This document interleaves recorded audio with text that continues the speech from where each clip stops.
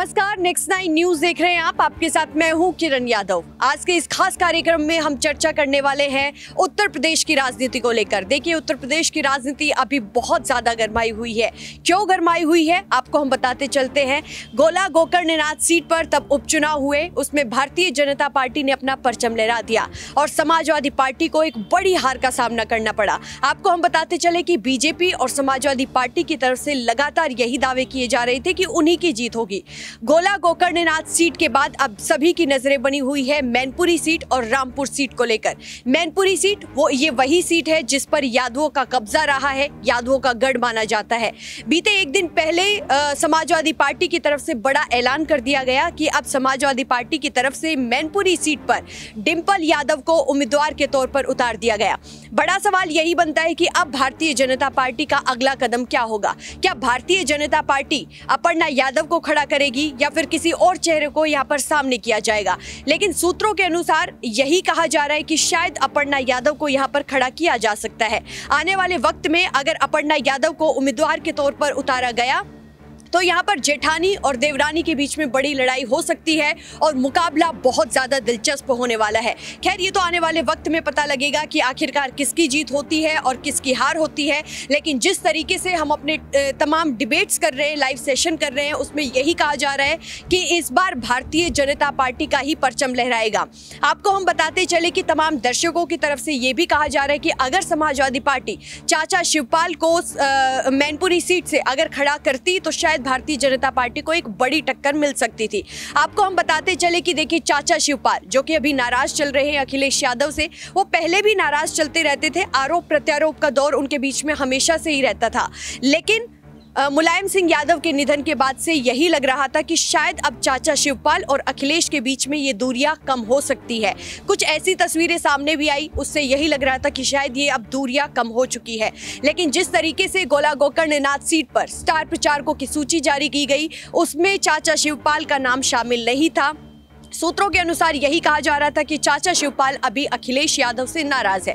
बड़ा सवाल यही उठता है कि क्या अब चाचा शिवपाल समाजवादी पार्टी यानी कि अखिलेश यादव के साथ अभी भी जाएंगे, क्योंकि लगातार उनका अपमान किया जा रहा है। और भारतीय जनता पार्टी के प्रदेश अध्यक्ष भूपेंद्र चौधरी जिस तरीके से कह रहे हैं कि बीजेपी के दरवाजे हर किसी के लिए खुले हैं, बीजेपी किसी से अछूती नहीं है, यानी कि इनडायरेक्टली चाचा शिवपाल को संदेश भेजा जा चुका है कि चाचा शिवपाल अगर चाहे तो भारतीय जनता पार्टी में शामिल हो सकते हैं।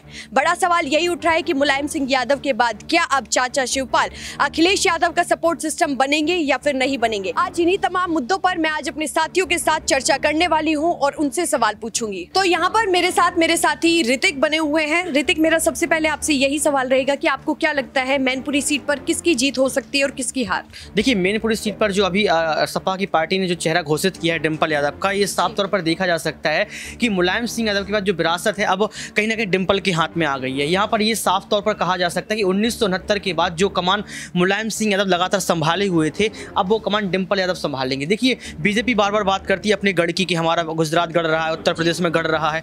तो आप ये देखिए, जो मैनपुरी सीट है उस पर सपा पार्टी का गढ़ रहा है। यहाँ पर यह भी कयास लगाया जा रहा है कि अगर बीजेपी अपर्णा यादव को उतार देगी तो कौन जीतेगा, बहू में लड़ाई हो जाएगी तो कौन जीतेगा, देवरानी और जेठानी में। तो यहाँ पर मैं साफ तौर पर कह देता हूँ कि यहाँ पर फिर से ही डिंपल यादव जीतेंगे। इसलिए जीतेंगे क्योंकि अपने देश में एक प्रथा रही है कि राजा का बेटा राजा होता है, बड़ा पुत्र। तो बड़े पुत्र के तौर पर देखा जाए तो अखिलेश यादव यहाँ पर बड़े पुत्र हैं और उनकी पत्नी यहाँ पर डिंपल यादव हैं। तो कुछ भी हो जाए, मैनपुरी सीट का जो एम/बाई समीकरण है वो भी अगर उसकी आंकड़ों की बात करें तो एम/बाई समीकरण देखें तो लगभग 4.5 लाख से वोट जो है वो यादव वोट है और 2 लाख वोट मुस्लिम वोट है।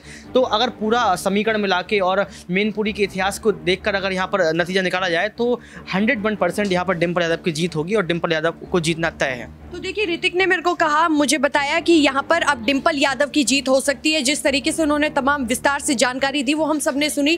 लेकिन हम आपको बताते चले कि यहाँ पर जेठानी और देवरानी के बीच में बड़ी टक्कर होने वाली है, क्योंकि सूत्रों के अनुसार लगातार ये खबरें सामने आ रही है कि शायद भारतीय जनता पार्टी अपर्णा यादव को अब मैदान में उतार सकती है।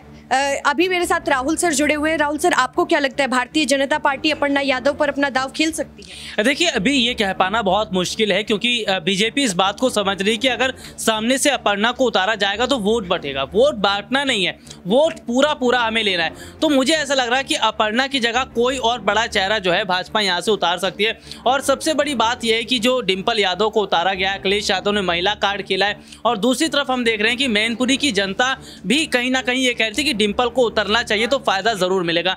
तो अखिलेश यादव ने बिना देर लगाए डिंपल को तो उतार दे, लेकिन जिस तरह से अभी हाल ही में डिप्टी सीएम जो केशव प्रसाद मौर्य उन्होंने कहा था मैनपुरी में कमल खिलेगा, या अभी जो उपचुनाव के नतीजे आए गोला गोकरनाथ जैसी सीट पर, वहां पर भाजपा ने प्रचंड जीत हासिल की, या इससे पहले कि हम बात कर लें आजमगढ़ जैसी सीटों पर दिनेश लाल निरहुआ की बड़ी जीत होना, इससे पहले जो रामपुर के उपचुनाव हुए थे वहां पर भाजपा प्रत्याशी की जीत होना। तो भाजपा को इस वक्त हम कमजोर नहीं समझ सकते। ये नहीं कहा जा सकता कि हाँ अब डिंपल यादव की जीत होगी, क्योंकि अभी तक हम देख रहे थे कि जो मैनपुरी की जनता थी या उत्तर प्रदेश में जो वोट बंधा था वो मुलायम सिंह यादव की वजह से बंधा था, लेकिन उनके निधन के बाद पूरी तरह से वोट बैंक भी बट रहा है। मैनपुरी की जनता की जो है वो भी राय बदलती नजर आ रही है। और अगर बीजेपी ने कोई ऐसा कैंडिडेट उतार दिया या बीजेपी ने कोई बड़ा प्रचार प्रसार किया तो शायद भाजपा को फायदा जरूर मिलेगा, लेकिन समाजवादी पार्टी को नुकसान। देखिए मेरा आपसे अगला सवाल ये रहेगा, हालांकि दावे तो हर पार्टियां करती है, भारतीय जनता पार्टी और समाजवादी पार्टी ने दोनों ने ही गोला गोकर्णनाथ सीट पर यह दावा किया था कि उन्हीं की जीत होगी, लेकिन भारतीय जनता पार्टी ने अपना परचम लहराया। वो हम सब ने देखा एक बड़े अंतर के साथ यहाँ पर अमन गिरी की जीत हुई है। लेकिन अगर मैं सवाल आपसे अगला करूँ चाचा शिवपाल को लेकर, आपको क्या लगता है कि चाचा शिवपाल किसकी तरफ अब जा सकते हैं? देखिए शिवपाल यादव की मैं बात करूं तो वो समाजवादी पार्टी के साथ ही रहेंगे, कहीं जाने की। हाँ, इस बीच में आपको रोकना चाहूंगी, देखिए लेकिन भूपेंद्र चौधरी है, उनकी तरफ से कहा गया है कि भारतीय जनता पार्टी किसी से अछूती नहीं है, कोई भी शामिल हो सकता है, क्योंकि लगातार अखिलेश यादव उनका अपमान कर रहे हैं। तब गोला गोकर्णनाथ सीट के लिए स्टार प्रचारकों की सूची जारी की गई थी, उनमें उनका नाम नहीं था, और अब पहले माना जा रहा था कि शायद मैनपुरी सीट से चाचा शिवपाल को आगे किया जा सकता है। तो लगातार अपमान किया जा रहा है, क्या ये अपमान अभी भी बरकरार रहेगा? उसके बाद भी वो अखिलेश का साथ देंगे या फिर भारतीय जनता पार्टी? देखिए शिवपाल यादव के इससे पहले भी बीजेपी में जाने के संकेत लग रहे थे, जब काफ़ी वक्त पहले की अगर हम बात करें तो अपर्णा यादव जब भाजपा में शामिल हुई थी, लेकिन शिवपाल यादव अभी कहीं जाएंगे नहीं, क्योंकि मुलायम सिंह यादव ने परिवार और पार्टी की जिम्मेदारियों को उनको भी सौंप के कहे, क्योंकि हमेशा से शिवपाल मुलायम सिंह के साथ रहे, उन्हें तजुर्बा है, एक्सपीरियंस है, और मुलायम के छोटे भाई हैं शिवपाल यादव। तो ऐसे में देखिए वो पार्टी को, परिवार को अकेला छोड़कर नहीं जाएंगे। हालांकि नेताओं की तो बयानबाजी का जो दौर है वो जारी रहता ही रहता है, लेकिन शिवपाल यादव मुझे ऐसा लग रहा है कि वो अखिलेश यादव के साथ मिलकर कहीं ना कहीं समाजवादी पार्टी को आगे बढ़ाएंगे, परिवार को एक करने काम करेंगे। जैसे प्रतीक यादव ने कहा कि उनके बड़े भाई अखिलेश से कोई रिश्ते खराब नहीं है, सब कुछ ठीक है, और अपर्णा यादव की तरफ से भी कहा गया था कि भाई ऐसा कुछ नहीं है। तो सीधे तौर पर परिवार अभी एक है, और शिवपाल अभी कहीं जाते तो वो खुलकर पहले ही बता देते। तो देखिए राहुल सर ने बहुत ही विस्तार से जानकारी दी। अब मैं अपनी साथी क्रांति से कुछ सवाल लेना चाहूंगी। क्रांति, देखिए मुलायम सिंह यादव के निधन के बाद से लगातार अखिलेश यादव के सामने तमाम चुनौतियां हैं। सबसे पहले मैं आपको बताती चलूं कि भारतीय जनता पार्टी किन किन मुद्दों को उठाएगी, कैसे आरोप लगाएगी, सबसे बड़ी चुनौती ये है। दूसरी ये है कि कैसे समाजवादी पार्टी को एक साथ रखना है। तीसरी बड़ी चुनौती ये है कि यादव परिवार को एक साथ कैसे रखना है। आपको क्या लगता है कि अखिलेश यादव इन तमाम चुनौतियों से कैसे उभर पाएंगे?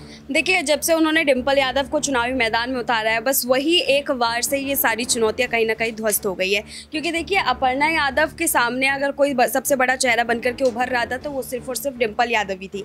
अब इसके अलावा अगर हम देखें तो देखिए डिंपल यादव के अलावा अगर किसी और चेहरे को उतारा होता तो शायद हम मान सकते थे कि वोट बैंक जो मैनपुरी के चुनाव में उनको मिलने वाला है वो बढ़ सकता है। लेकिन देखिए यहाँ पर चुनाव में वोट बैंक नहीं बटा, यहाँ पर वोट बैंक उन्हीं के हिस्से में रहेगा। और देखिए सामने भाजपा खड़ी है, मुझे लगता है कि भाजपा को कड़ी टक्कर वही दे रहे, कड़ी चुनौती वही दे रहे, तो मुझे नहीं लगता कि सारी चुनौती उनके ऊपर लागू होगा बल्कि दूसरी पार्टी पर लागू होगा। तो देखिए क्रांति ने भी बहुत ही विस्तार से जानकारी दी। हालांकि अभी आने वाले वक्त में ये देखना बहुत ही ज्यादा दिलचस्प होगा, क्योंकि अपर्णा यादव का नाम सूत्रों के अनुसार सामने किया जा रहा है कि शायद भारतीय जनता पार्टी अपर्णा यादव पर एक बड़ा दाव खेल सकती है। और आपको हम बताते चले कि अगर अपर्णा यादव को मैदान में यहाँ पर खड़ा कर दिया तो यहाँ पर जेठानी और देवरानी के बीच में एक बड़ी जंग देखने को मिलेगी, और मुकाबला यहाँ पर बहुत ही ज्यादा शानदार होने वाला है। आने वाले वक्त में देखना बहुत ही ज्यादा दिलचस्प होगा कि आखिरकार किसकी जीत किसकी हार। फिलहाल के लिए इस खास कार्यक्रम में बस इतना ही।